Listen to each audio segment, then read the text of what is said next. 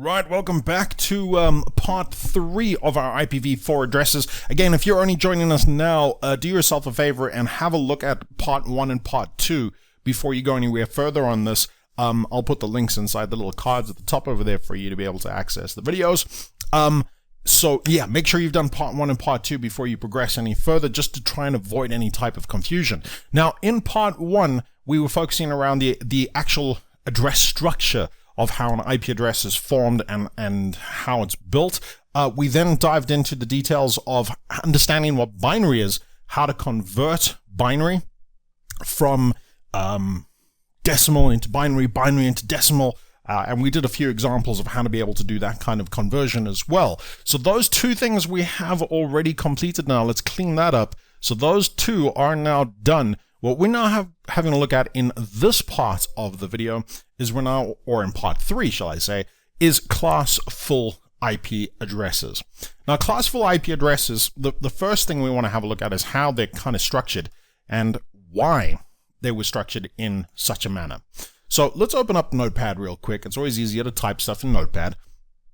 And the first thing I want to let you know about is that we have a few classes of addresses. We have what's called a class A, a class B, a class C. Now, we actually have class D, E, and F as well. We just generally don't represent them for any major purposes, especially in a discussion around how IP addresses are formed. Now, I can throw those in, so I might just make a note of D there, for example. D, however, is what's used for what's called a multicast address. Excuse the typo. So this is a multicast address, whereas A, B, and C are all unicast addresses. So in case you're wondering what the difference is, a unicast address, or if we look at the term uni, meaning one, would mean that it's a one-to-one communication. My PC wishes to communicate with your PC on a one-to-one nature. Multicast is the ability for me to speak once and multiple people to hear me at the same time. And the final type of messaging type that we have is what's called a broadcast message, where I say something once and everyone can hear me. That's effectively what I'm doing right now through YouTube. So anyone who wishes to can see my broadcast message here. Now, within the classes of addresses, let's take D and put him aside for now.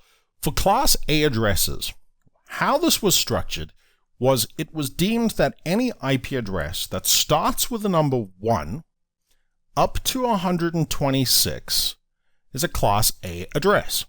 Now, let me just make a little note here on the side that says that we have two types of addresses, by the way. We have classful and classless.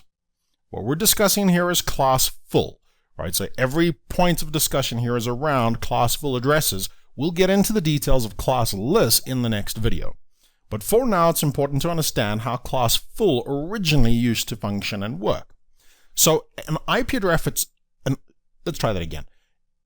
An IP address, if it starts with 1 up to 126, is a class A address. What else we know about that is that its subnet mask will be 255.0.0.0, which, as we learned in previous video, that means that it is network host, host, host. Right? That's what this represents. Now, what this also tells me is a couple things. One, the network portion could be anything from 1 to 126, which means there's only 126 networks, right? Because if the first number changes, we're not in the same network. We're in a different studio, or in a different classroom, or even a different country. So as long as two computers have the first number the same, now I could randomly pick a number such as 10, and it doesn't matter what the next three numbers are. As long as the two computers start with a 10, they're in the same network and they can communicate without any problems whatsoever. Right? Short, sweet, and easy. Now, the bad news is that means that this first number could be anything between 1, 2, 3, 4, 5, 6, up to 126. And that's it. That's our limitation. So we're not getting very many networks. Right? We're not able to split the network up into smaller chunks or smaller pieces. However, there are 24 bits that are used for the host portion. So remember that each octet is equal to 8 bits, and we have 3 octets of 8 bits each, giving us 24. So 24 possible bits, and if we open up a calculator, let's put this guy into scientific mode. It's a base 2 number system, remember it's binary, so 2 to the power of how many bits we're looking at, which is 24 bits is what we're interested in right now, gives us 16.7 million machines per network. That's obscene. Why would you ever need 16 million things in one network? Right? You would want to split them up into smaller slices. Now, if I use my example that I used in the previous video, which was to say, well, if you guys all pitched up to attend a class and you got onto floor number 3 of our building, and when you get there, you found that there were 20 instructors and 1,000 people, it would just be noise.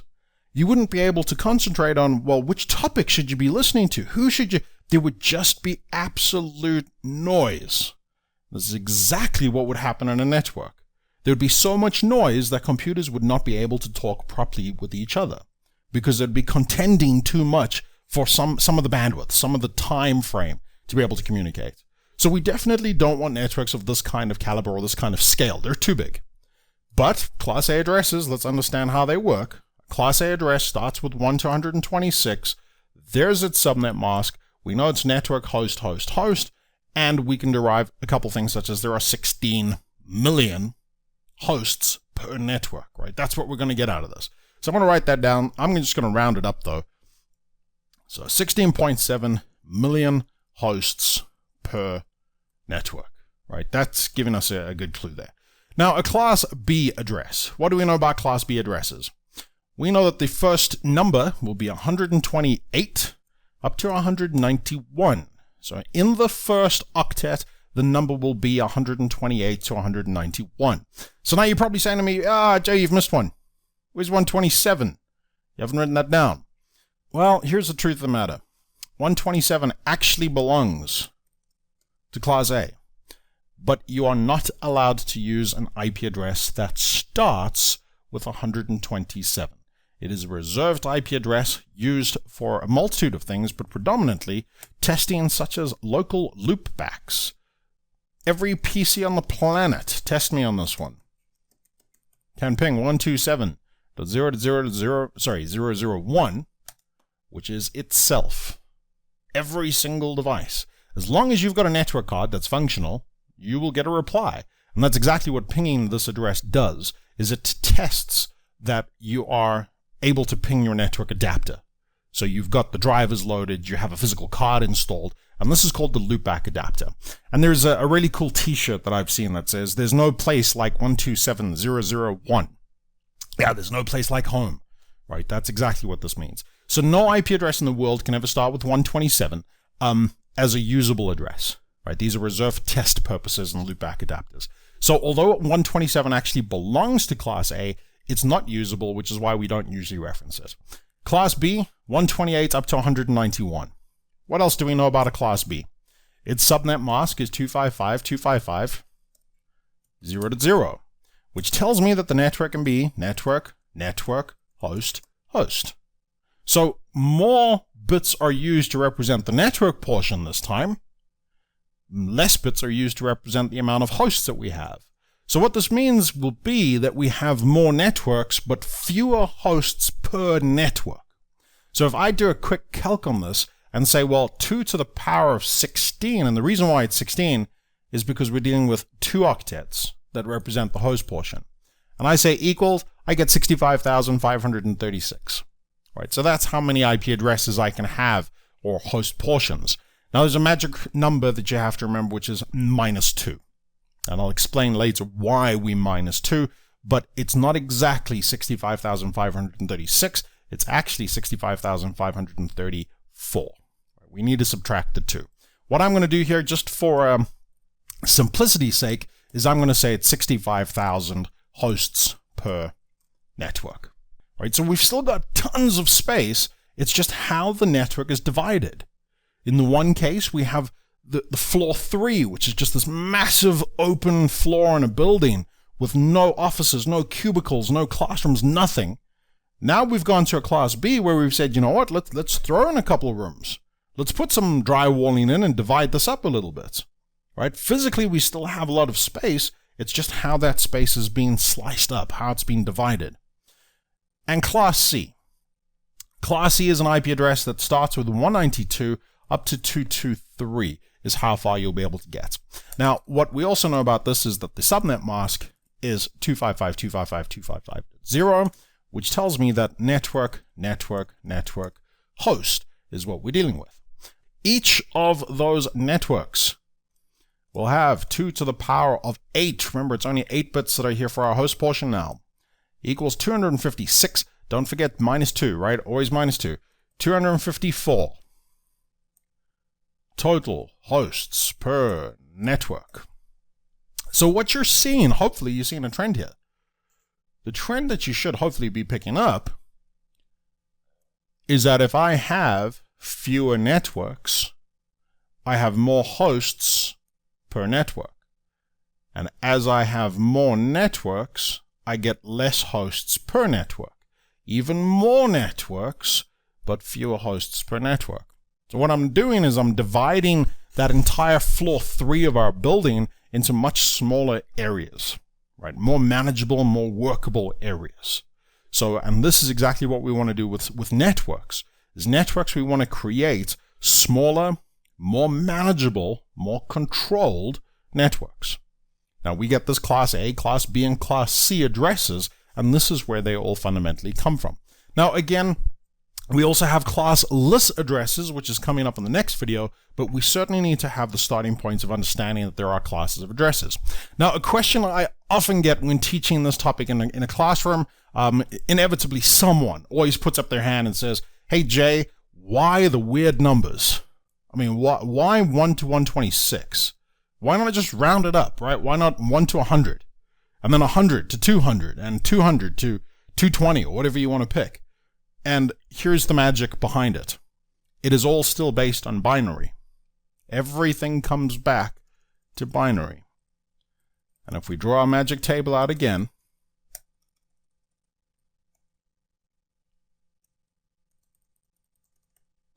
right, if we have a look at something like that, what is that equal to? That is equal to 127. So what's before that?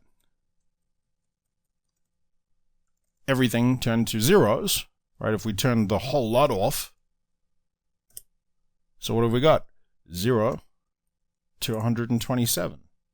Now, here's another rule. You guys are aware of the rule that I mentioned that you cannot use 127 in the first octet. You are allowed to use it anywhere else you like. Second, third, or fourth octets are all free game.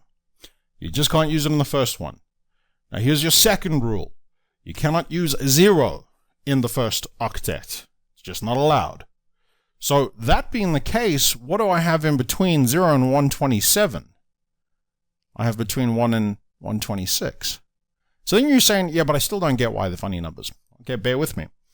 If I change this to a 1, right, so now all of a sudden it becomes 128, and I leave that as a 0, right, and then let's forget about the rest of the numbers. Let's leave them out. And I'm going to draw this out for you in another way.